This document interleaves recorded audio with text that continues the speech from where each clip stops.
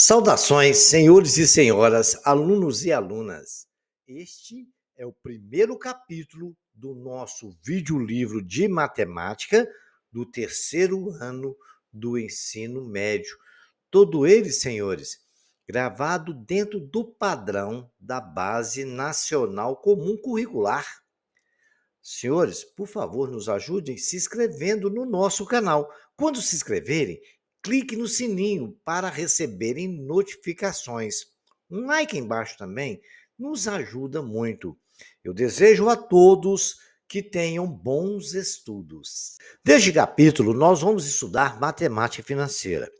A matemática financeira é utilizada em muitas situações de nosso cotidiano.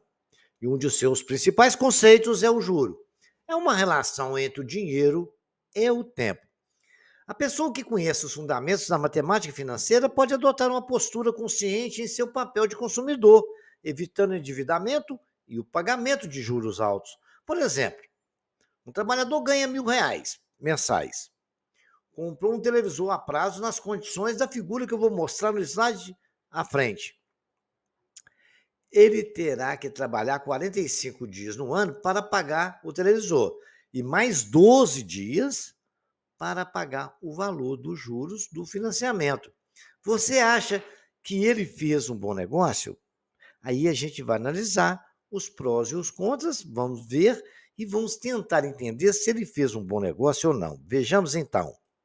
Está aí a figura, a televisão está aí, ele vai comprar à vista, ele vai pagar R$ 1.500.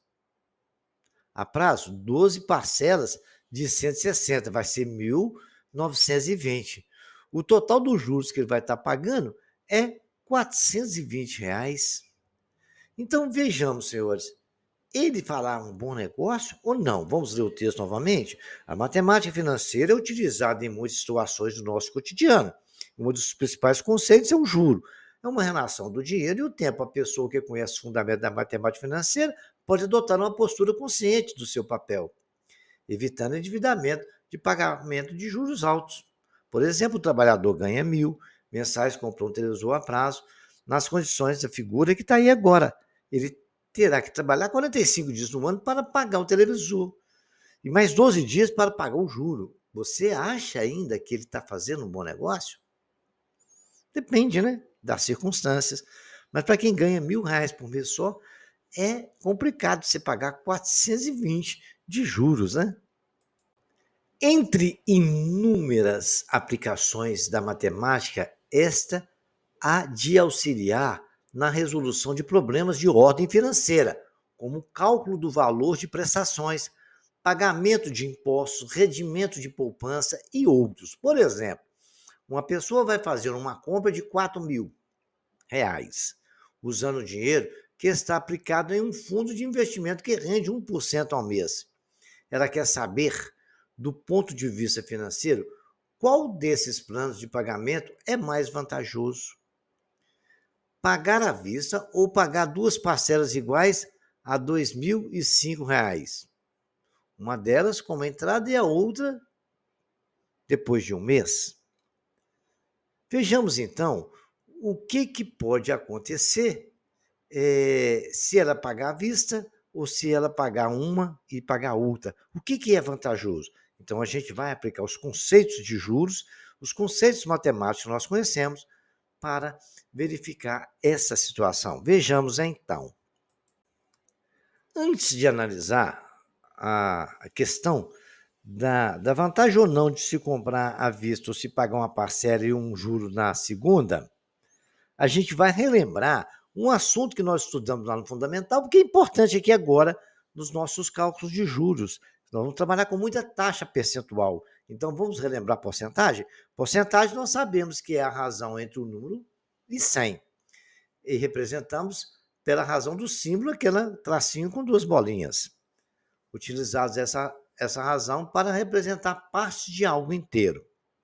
Porcentagem envolve diversas situações com que nos deparamos frequentemente no nosso cotidiano, por exemplo, indicadores econômicos, resultados de pesquisas ou promoções. Entendemos porcentagem como sendo a razão entre um número qualquer e 100, sendo representada pelo número tracinho com duas bolinhas, para o símbolo, né? Utilizamos a ideia de porcentagem para representar partes de algo inteiro. Relembrando, senhores, como nós dizemos, 50% é o mesmo de 50 sobre 100, que é a mesma coisa de 1 sobre 2, que simplifica na fração daria isso, que é 0,5, corresponde à metade. 75% é o mesmo que 75 sobre 100, que é a mesma coisa de 3 sobre 4. Se você dividir por 3 sobre 4, você vai achar também a proporção disso aí. 25% é o mesmo que 25 sobre 100, que é 1/4. Não é uma sala, não, é 1/4 mesmo, tá? E 5% é o mesmo que 5 sobre 100, que corresponde a 1 sobre 20, né? Que é 0,05, 1/4 é 0,25, né? E assim nós temos a ideia de porcentagem. Quando falar alguma coisa que é por cento, aquela coisa está dividido por 100. Não esqueçam dessa informação, tá? Olha aí um exemplo clássico de porcentagem, o que acontece no dia a dia da nossa vida, né? O salário de Felipe é de R$ 2.000 por mês e o de Renato corresponde a 80% do salário do Felipe. Qual que é o salário do Renato? Então, como é que a gente faz? A gente pega os 2.000, que é o salário do Renato, multiplica por 85%, que é 85 sobre 100, fazer aqui a multiplicação. Eu simplifico o 100 com os dois zeros, fica 20 vezes 85, dá R$ 1.700. Simples assim. É uma regra de 3 simples, né? Como você faz? 2.000 corresponde a 100%, né? 85% vai corresponder a X. Multiplica cruzado, você vai chegar nessa mesma questão que nós estamos aqui. Na promoção de uma loja de eletrodoméstico, um aparelho de som que custava R$ 400 teve um desconto de 12%. Quanto que o cliente que decidir comprar o equipamento vai pagar? Então, eu pego os 400, multiplico 12%, que é 12 sobre 100. Simplificou ali, fica 4 vezes 12, que é igual a 48. Então, esse indivíduo vai pagar exatamente 400 menos 48, que vai dar R$ 352. Bacana esse, né? Então, vamos ver mais alguns exemplos. Como eu já havia comentado em slide anterior e falei, então vou dar um exemplo mais na prática, para a gente entender que porcentagem é uma regra de 3 simples. Vamos ler? Em um concurso, 520 candidatos se inscreveram. No dia da prova, apenas 364 candidatos compareceram. Nesse caso, qual a porcentagem dos candidatos que faltaram à prova? Então, candidatos que faltaram à prova são 520 menos os 364 que compareceram. Nós tivemos uma quantidade de 156 pessoas que não compareceram para fazer a prova. Então, a gente sabe qual é a porcentagem que não compareceu. Eu pego 520, que corresponde a 100%. 100% sempre é o total de qualquer coisa. 156 vai corresponder à porcentagem X. Lembrando, valor debaixo de valor, porcentagem debaixo de porcentagem. Depois, multiplicamos cruzado. Produto dos extremos é igual ao produto dos meios. 520 multiplicado por X é 56 vezes 100%.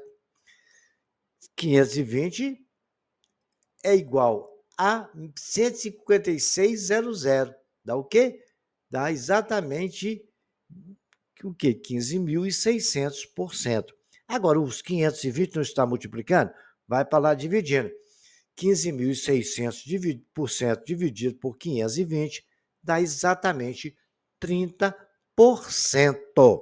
Bacana? Regra de 3 simples, fim de papo e acabou. Um outro exemplo para a gente não ficar muito fora da questão, né? Sempre que é importante lembrar isso. Em uma indústria, o setor de qualidade constatou que um lote com 4.500 peças, 180 apresentavam um defeito. Para um lote ser aprovado, é necessário que o número de peças com defeito seja inferior a 3%. Nesse caso, o lote foi aprovado ou reprovado. Então, vamos ver a quantidade de peças, quantos por cento que ela representa. 4.500 peças corresponde a 100%. 180 vai responder a X%. Agora multiplicamos cruzado, né? 4.500x é igual a 100% vezes 180.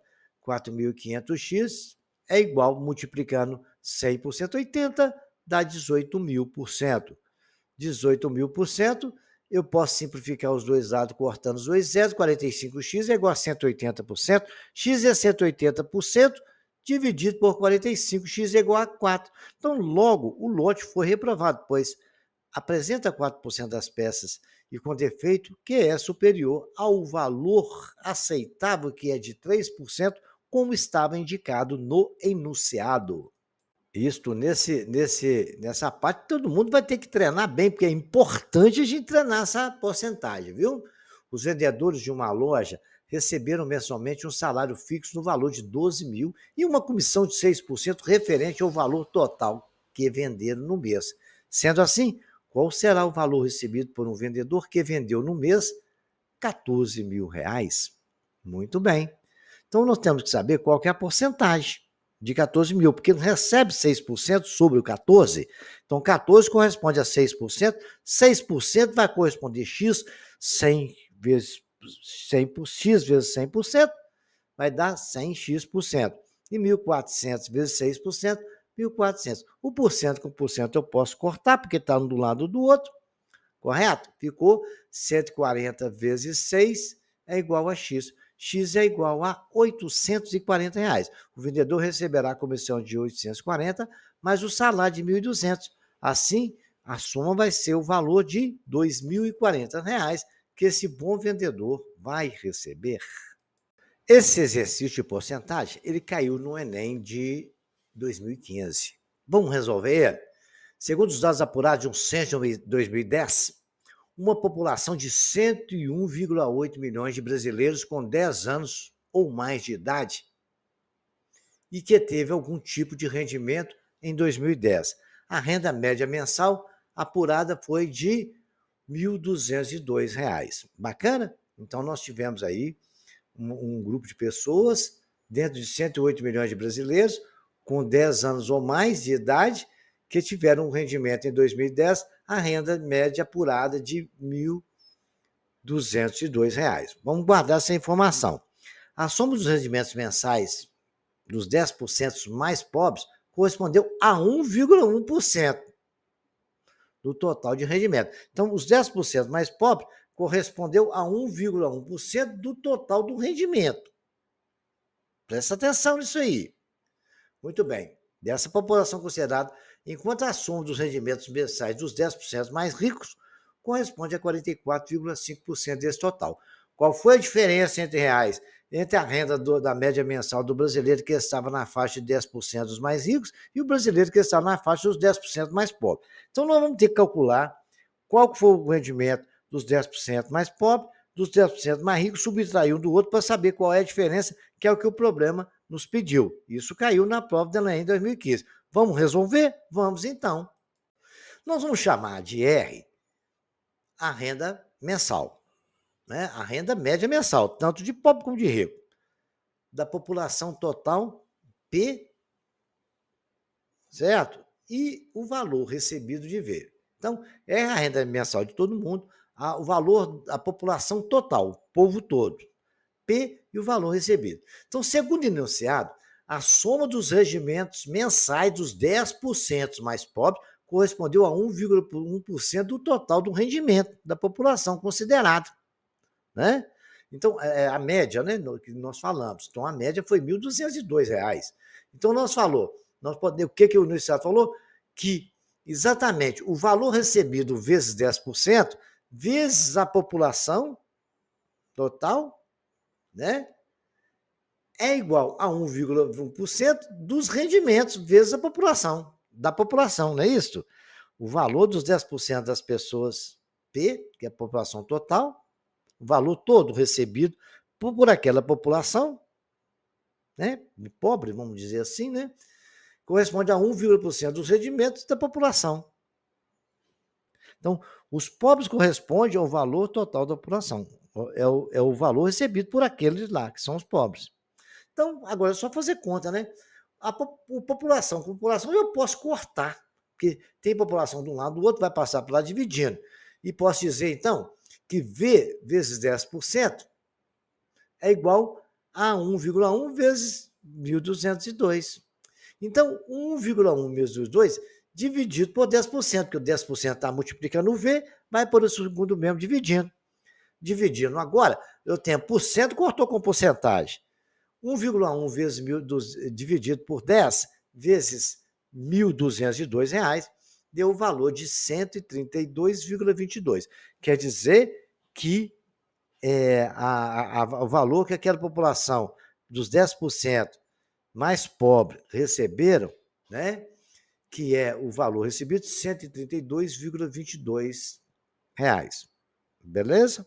Muito bem. Vamos ver agora com relação ao povo, os 10% mais ricos. Agora calculamos a renda dos 10 mais ricos. E aconteceu a mesma coisa. Segundo o enunciado, a soma dos rendimentos mensais dos 10% mais ricos corresponde a 44,5% do total dos rendimentos da população considerada. Ou seja, valor, que é o V que nós falamos, vezes 10% vezes a população, é igual a 45% dos rendimentos vezes a população. O P cortou também.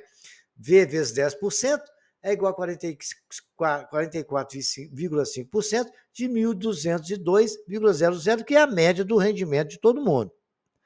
Então, aí agora os 10% vai para lá, dividindo 45% vezes 1.202 sobre 10%, vai dar o valor de R$ 5.538. Bacana? Portanto, portanto, a diferença em reais entre a renda média mensal de um brasileiro que estava na faixa de 10% mais ricos e de um brasileiro que estava na faixa de 10% mais pobre é R$ 5.348,90 menos R$ 132,22, que é igual a R$ 5.216. Era a resposta que a gente devia ter marcado lá no nosso gabarito lá da prova do Enem. Bacana? Exercício de porcentagem que nos exigiu um pouquinho de raciocínio. Repitam ele, tentem entender e tem que termos bem o senso de interpretação, porque esse nos exigiu isto. Agora, um assunto muito importante dentro da matemática financeira que a gente tem que entender muito bem e exige porcentagem também, é o fator de atualização. O fator de atualização, a gente chama de F, é a razão entre dois valores de uma grandeza em tempos diferentes, passado, presente ou futuro. Constitui uma ferramenta importante no trabalho com matemática financeira. Na divisão entre dois valores quaisquer, só existem três resultados possíveis. Ou resulta em um, ou é maior que um, ou menor que um. Quando o resultado da divisão é 1, os dois valores são iguais. Portanto, nenhum é maior nem menor que o outro. Quando o valor é 100% do outro, um valor é 100% do outro. Um é igual ao outro, né? Por isso diz que F1 é um fator neutro. Isso quando a gente tem dois valores iguais, eles são exatamente semelhantes, um é 100% o valor do outro, é igual, divisão de coisas iguais sempre dá 1, né? Agora vejamos o seguinte, no caso da divisão resultar em números maiores que 1, como A sobre B igual a 1,05, podemos entender o resultado de duas formas diferentes. Uma, A é 5% maior do que B, ou A é 105%, porque a gente multiplicou por 100, de 5, que corresponde a 5 sobre 100, de B, portanto, 5% maior. Beleza? Porque seria ele mais os 5%, 105% maior. Tá? Ambas as interpretações são corretas. O seu uso independe do melhor contexto. No caso de a divisão resultar em um número menor que 1, por exemplo, A sobre B igual a 0,90, também podemos entender que o resultado tem duas formas diferentes. A é 10% menor que B, ou A é 90%, portanto, B 10% menor. Bacana? Beleza.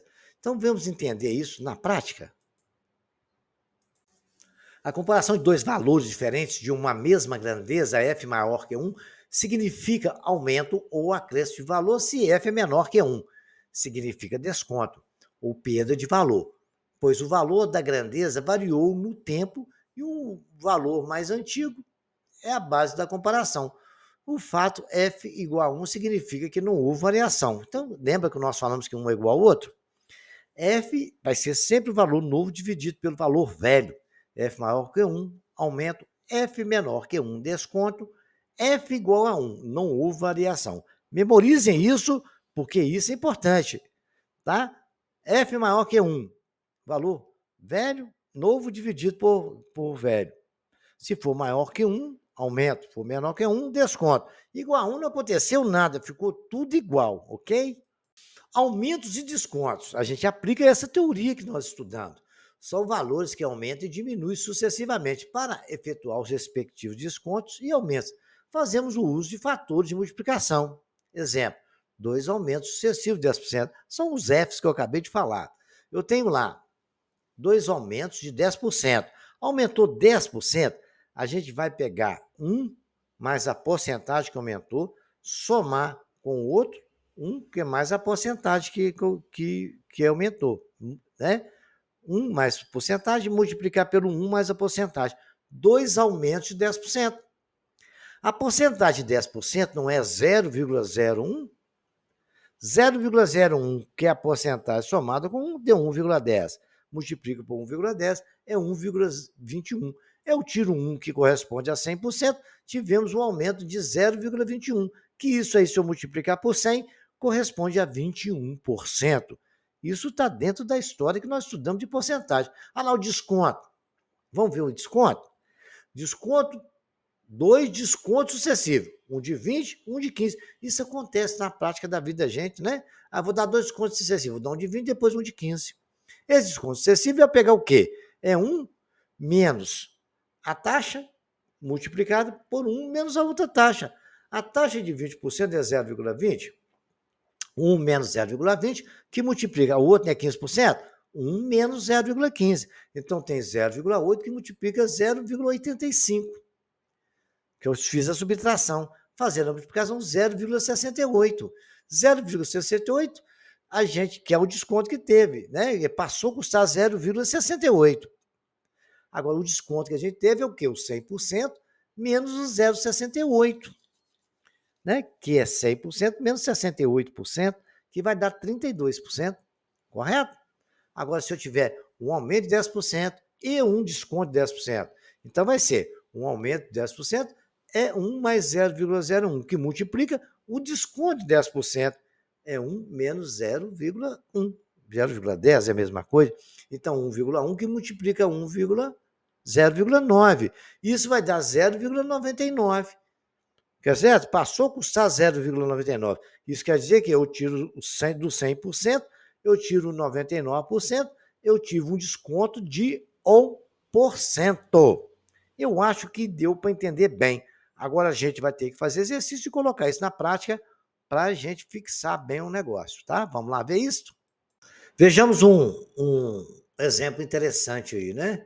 Se a taxa de inflação de janeiro é de 6% e a de fevereiro é de 5%, então a taxa de inflação no bimestre, janeiro e fevereiro foi.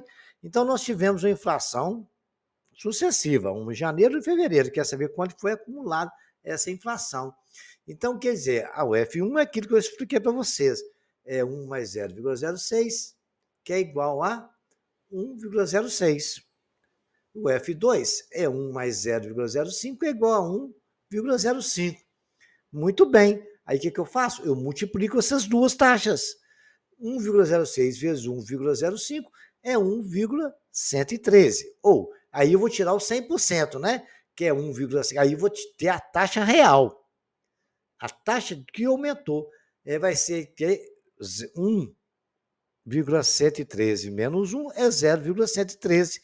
Então, multiplicando por 100, eu tenho a porcentagem. A inflação foi de, multiplicado por 100, 11,3%. Bacana? O cara pode falar assim, eu vou somar 6 com 5, vai ser 11. Não, não é. É 11,5%. Porque teve inflação em cima da inflação do mês de janeiro também. Ok? Temos que prestar atenção nesse detalhe.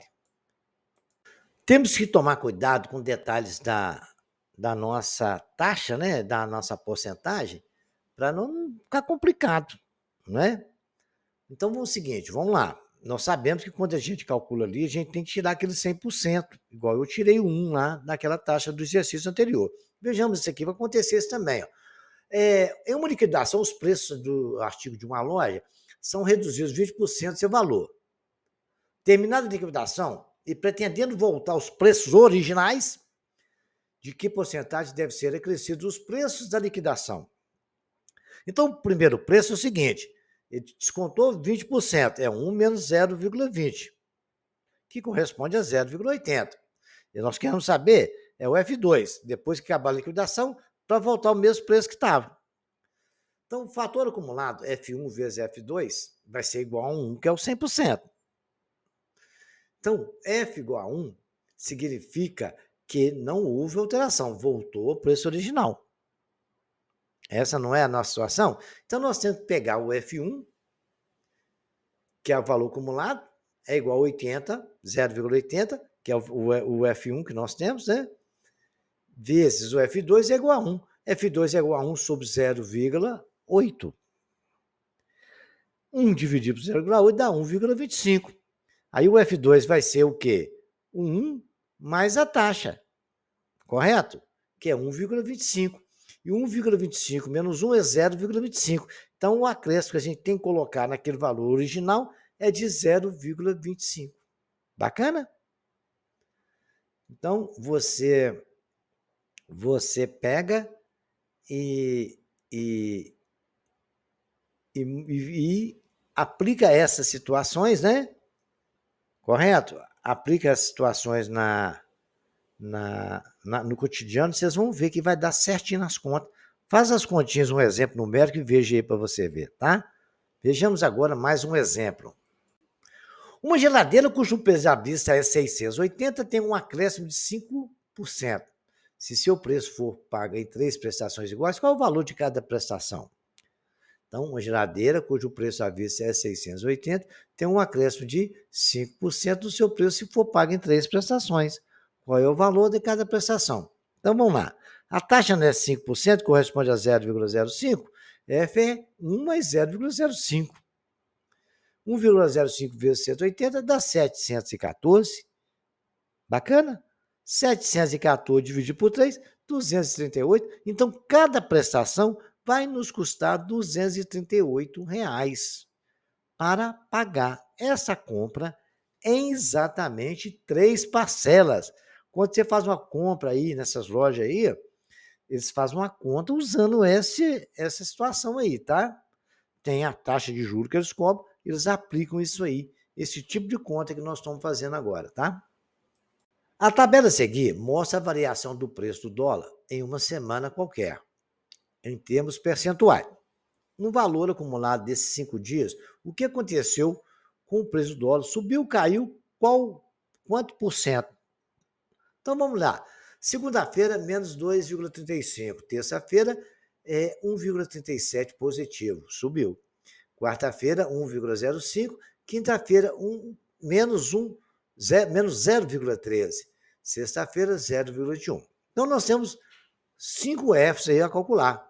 É 1 menos 0,235, porque eu pegar o 2,35 e dividir por 100, e assim fiz com todos. Então, ficou F1, 1 menos 0,0235, que vai dar 0,9765. O 1 mais 0,137, porque ele já foi positivo, e 1,37 dividido por 100 é 0,0137, deu 1,0137. Agora foi somado. O F3, eu peguei o F3, dividi exatamente 1,05 por 100, ficou 0,0105, somei com 1,0105, porque ali teve uma alta. Na quinta-feira, que é o nosso F4, ele teve uma queda. Então, aí eu vou subtrair 1 menos 0,0013, porque eu dividi o 0,13 por 100. Bacana? Deu 0,9987. E, por fim, teve mais um aumento de 0,21, que corresponde a 0,0021, porque eu divido por 100, que ali é 0,21%, então o número é 0,0021, somado com 1,00021. Agora eu vou multiplicar todos esses fatores, né? O F1 vezes F2 vezes F3 vezes F5. Multiplicado aí 0,9765 vezes 1,0137 vezes 1,0105 vezes 0,9987 vezes 1,0021. Peguei a calculadora, porque essa conta para fazer de número aí, se eles colocar um negócio desse, um concurso para vocês no Enem, é para deixar vocês malucos, porque não pode usar calculadora, mas na matemática financeira a gente usa muito, tá? Vai dar 1,0017 aproximadamente. Aí o F1 mais F é igual a 1 mais a taxa.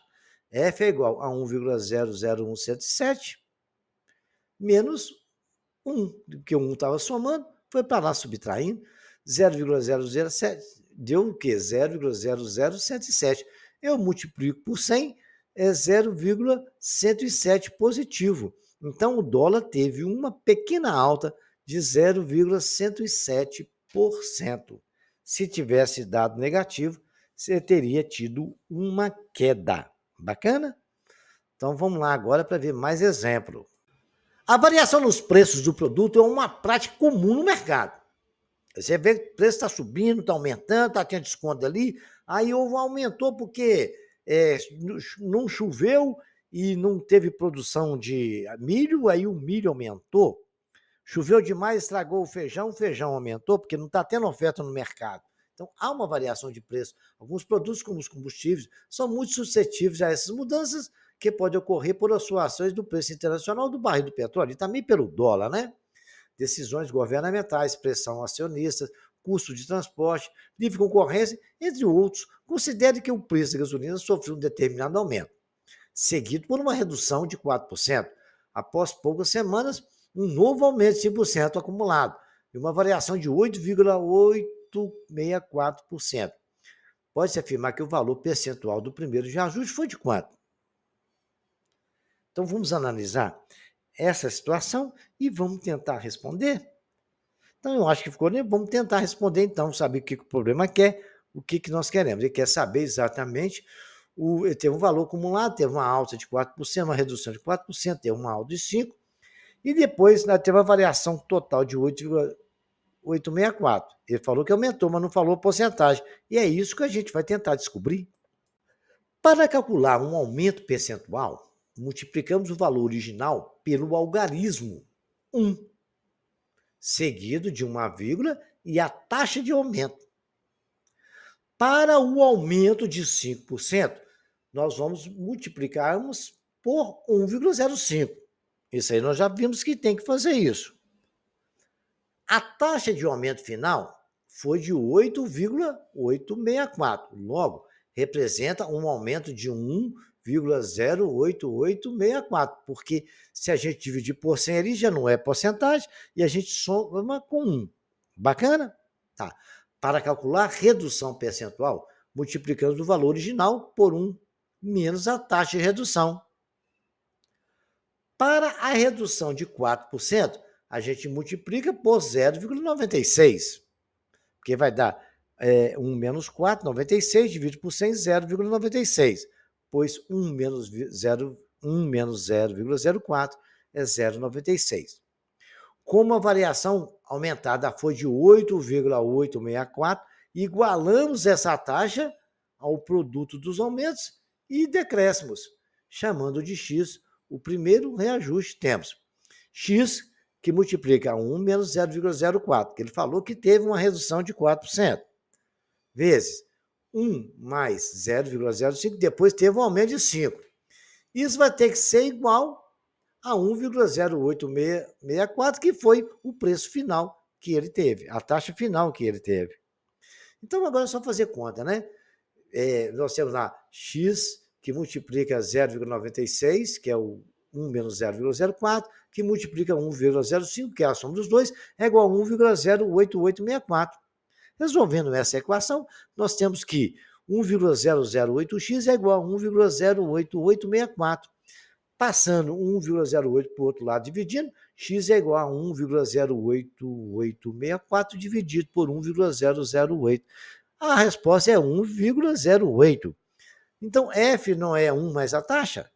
Que eu quero saber a taxa que deu lá, que é a taxa inicial daquele primeiro aumento que ele falou, né? Então, o que acontece? É 1,08 menos 1, que é igual a 0,08. Multiplicando por 100, vai dar 8%. Então, o primeiro aumento que ele falou lá foi de 8%. Depois teve uma redução de 4%, depois um aumento de 5%. É o que o enunciado falou. E o primeiro aumento que ele não tinha falado para a gente, ele falou só o total. No final de tanto, ele teve um acréscimo de 8,864. Descobrimos que o primeiro aumento foi de 8%. Matemática financeira é bom demais, né? Repita o exercício, tenta interpretar ele, que esse exige interpretação. Raciocínio tem que ler e entender, ok? Mas só fazendo exercício a gente costuma fazer isso, tá? Exercício para os senhores divertirem. Olha, escreva o fator de atualização correspondente a cada situação. Aí eu ensinei vocês, né? A gente soma 1, subtrai de 1, soma de 1, é 3% de aumento, 3% de desconto, 15% de aumento, 15% de desconto, 230% de aumento, 3.000% de aumento. Aumentos e descontos, vamos lá, interprete cada valor de atualização, definindo se é aumento ou desconto e qual é a taxa. Bacana? 1,13, 0,70, 2, 0,95, 30. Vamos lá, vamos pensar nisso aí? Avalie o efeito acumulado em cada situação a seguir, definindo qual é o aumento ou o desconto equivalente. O aumento é de 3% e aumento de 5%, aumento de 10% e desconto de 20%. 3 aumentos de 10%, 2 aumentos de 6,6%, 3 descontos de 4%. Aqueles aumentos sucessivos que no início eu comecei a falar, né? Pega um mais a taxa, tem que ver que a taxa tem que ser dividida por 100, né? Não esqueçam. Investi R$ 11.000 em um fundo de aplicação de um banco. E hoje, após 3 meses, tem 11.400. Qual foi o rendimento percentual obtido no período de 3 meses? Avaliem vocês o efeito acumulado de cada situação a seguir, definindo qual é o preço de uma camisa passou de 50 para 59. Qual foi o aumento percentual desse preço? Muito bem, o objeto custava R$ 70. Teve o preço aumentado em 10,50. Teve o preço aumentado em 10,50. Ficou 10,50 mais caro. De quanto por cento foi o aumento? Só fazer aquelas continhas que eu ensinei vocês, tá? Uma mercadoria, esse exercício número 7. Uma mercadoria custava R$ 80 e seu preço foi reajustado, aumentado, né, em 5%. Se sobre o novo preço for dado um desconto de 5%, ela voltará a custar 80? Justifique a sua resposta. Calcule os preços após o aumentado e após o desconto. Aplicando aquilo que eu ensinei para vocês aí, né? Uma calça teve um aumento de 7%, passou a custar 59. Qual é o preço antes do aumento? Isso, gente, acontece na prática da vida da gente. Então, vamos treinar aí para a gente ficar bem craque nisso aí, tá? O índice da Bovespa, eu fiz um de dólar parecido com isso aí, né? O índice da Bovespa, a Bovespa é o índice da Bolsa de Valores de São Paulo, né? Ibovespa. É o mais importante indicador do desempenho médio das cotações do mercado de ações do Brasil, brasileiro, né? Ele indica que o retorno financeiro, valorizando o lucro, né, de um valor de 100 pontos, teoricamente aplicado em ações em 2 de janeiro de 1968. A tabela abaixo mostra a variação percentual desse índice de 4 anos. Se a Bovespa fechou no ano 2011 com 56.754 pontos, de quantos pontos ela estava no fim de 2007, ou seja, antes de 2008? Então, aí vocês vão trabalhar o raciocínio de vocês e buscar os dados aí para resolver esse problema, né? A forma de resolver tem aí, quando tem a queda, quando tem um aumento, é a mesma coisa que do dólar lá. Mas preste atenção que ele perguntou, no fim de 2007, ou seja, antes de 2008. A quantia de 1.890 foi repartida entre 3 pessoas da seguinte forma: Marta recebeu 80% da quantia de Luiz e Sérgio recebeu 90% da quantia de Marta. Quanto que recebeu cada pessoa? Os 3 juntos receberam 1.890, tá? O posto de gasolina aumentou seus preços 5% em fevereiro, 3% em janeiro. Se a gasolina custa agora R$ 5,59, quanto que ela custava antes? Tem um exercício parecido com esse também, mas dá para vocês raciocinarem e pensar, né? Depois de tanto.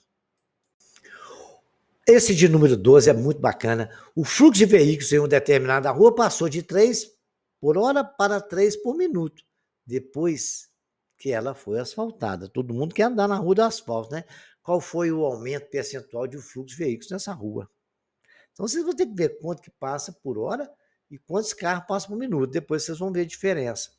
Se você prefere, quando vai comprar algo, receber um único desconto de 55% ou 2 descontos de 30%, justifique do ponto de vista financeiro. Então, você vai fazer um valor e dá um desconto de 55%. Depois dá 2 de 30%. Qual que é mais vantajoso? Pega aí R$ 1.000, façam isso aí. É uma forma de fazer, tá? Só para você avaliar qual que é mais interessante ou não. Esse tipo de pergunta costuma cair muito em concursos, tá? Em prova de Enem, vestibulares. Tá? Então aprendam a fazer, treinem aí. Qualquer dúvida, estarei à disposição dos senhores lá nos comentários. Exercício número 14. O dólar caiu 3% em janeiro. Em fevereiro, caiu mais X%. Se no bimestre é 2 meses, né? A queda acumulada foi de 5%. De quanto foi a queda do dólar em fevereiro? Muito bem. Em uma promoção, o preço de um celular passou a custar de 499 para 399. Teve uma diminuição de R$ 100. Qual foi a porcentagem de desconto nessa promoção, né? Use aqueles conhecimentos que eu já ensinei para os senhores, resolvam. Senhores, esse capítulo termina por aqui, que no próximo capítulo a gente vai estudar juros simples e compostos e aplicações, já toda aplicação possível. E a gente vai encerrar esse capítulo pedindo aos senhores que se inscrevam no nosso canal, curtam nossas aulas. Se tiverem dificuldade, podem deixar os comentários aí que a gente responde tirando as dúvidas. Ok? Desejo aos senhores que tenham bons estudos.